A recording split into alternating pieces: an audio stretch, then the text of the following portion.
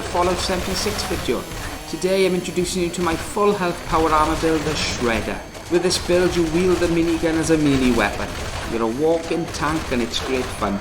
Just keep your finger on the fire button and instead of shooting bullets, you just spin the barrel around and you mow everything down in front of you. Low maintenance, no armor required, huge carry weight, passive health and radiation regeneration.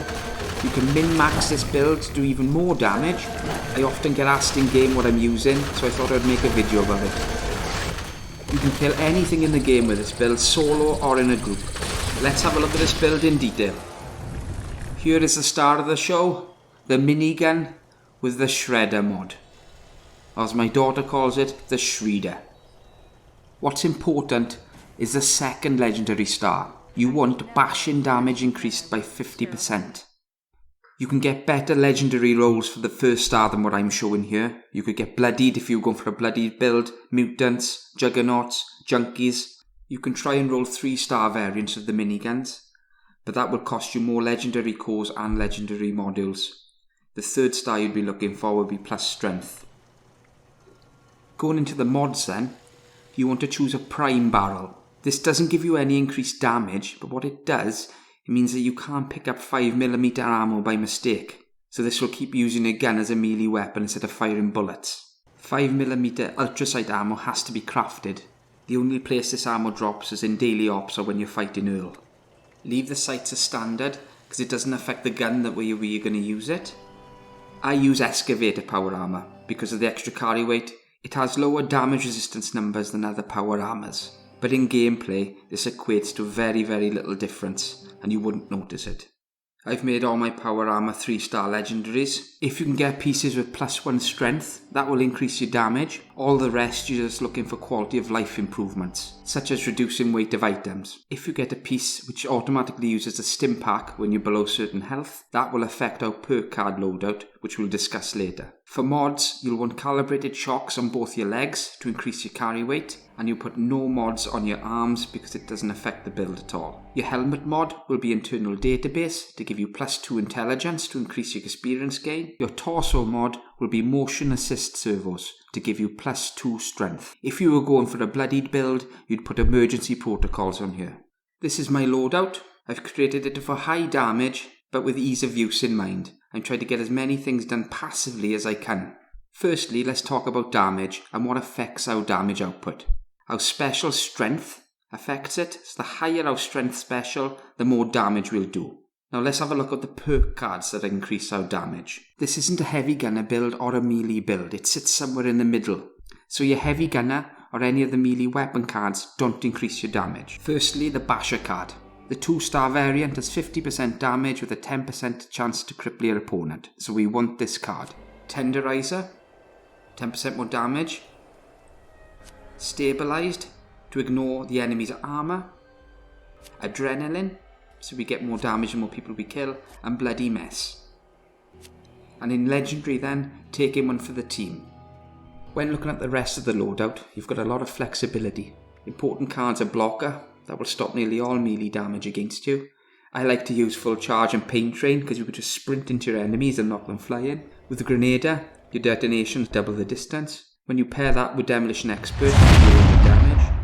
You definitely need Fireproof for your fire resistance.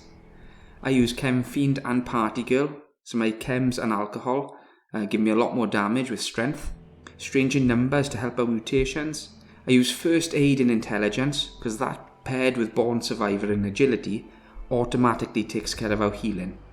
In Intelligence as well then, Power User, batteries included, help us with our fusion cores for our armor and our backup gun. In Luck, Ricochet is a brilliant perk, reflecting back some ranged damage. Then Class Freak and Starch Genes make our mutations stronger and the weaknesses pretty non-existent. You don't need Gunsmith in the build because the gun takes a long time to break. Legendary perks are gone for quality of life again. So Master Infiltrator, so I can pick locks easy. Electric Absorption is one of the best perks in the game for a power armor user. It heals you and charges up your fusion cores. What's Rads? Again, passively helps us with our radiation, we don't have to use Radaway. Funky Duds takes away all our worries about poison damage. I chose Intelligence to get me to 15 Intelligence Special, which allowed me to use more perk cards in other special trees. If you wanted to increase your damage further, you could put strength 5 in here as well. This is how our special looks with our perk cards and mutations. Strength is 17. So the higher you get that, the more damage you'll do, but you won't really notice the difference. Time to kill against most enemies in the game will be practically the same. The only times you really notice a difference is in longer fights, so if you're soloing the Scorch Beast Queen or Earl. So you can boost your strength a lot higher, but that will come at a cost of less perk cards in other areas, so your quality of life and ease of play will be reduced. Let's look at our mutations. Firstly, it's important to be fully fed, because that will give you +1 strength. If I was grouped with another player who was also mutated, these figures will be higher. Adrenal reaction is only important if you're a bloodied build. I use Egghead for the extra intelligence to level quicker. Electric Charged plays into our tank build and again does passive damage to melee attackers. Empath is great when you're playing on a team. Healing Factor helps with health regen. The negative to chem effects is very minimal. I chose to be a herbivore, so I get extra benefits from eating vegetables. Herd Mentality again is good when you're in a team. Marsupial for extra carry weight, but mainly for the jump height. Plague Walker, you always catch diseases in this game, so again, passive damage to people who attack us. Scaly Skin, who doesn't want extra damage resistance? Speed Demon, so we can move quicker. And Unstable Isotope, again, passive damage to our melee attackers. This is our backup weapon. It's mainly for downing the Scorch Beast Queen, or those annoying people on top of towers and you don't want to climb up to get them. It's an ultrasight Gatling laser, and the reason I use it is because it uses fusion cores.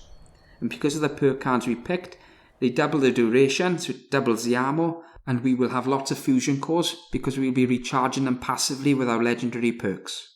So we don't have to carry any ammo for our backup weapon either. For food, if we're after higher intelligence to gain experience, we want to use Brain Bombs or Brain Fungus Soup. Brain Fungus is plentiful in dark places. Mothman eggs are wherever the cultists are on the map, and you'll pick up sugar bombs on your travels. When crafting, always remember to equip the Super Duper perk card to have a chance of doubling your yield.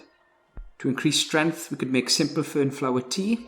That would give us +2 strength, and all you need is boiled water and mutated fernflower. The stronger variant is steeped fernflower tea, which will give you +4 strength, and for that you need 2 aster, boiled water, honey and mutated fernflower. For chems, Berry Mentance will increase our intelligence for experience gain, and Psycho Buff will increase our strength by 3 and give us a further 25% damage increase. And this is where the perk card Chem Fiend helps, it doubles the duration of these chems. For alcohol, whiskey, and because of the Party Girl perk, you can see it increases strength by 6. I hope you enjoyed. It's a very fun build, but it's very good as well. If you did enjoy the video, please like and subscribe to help my channel grow. Thank you. Diolch.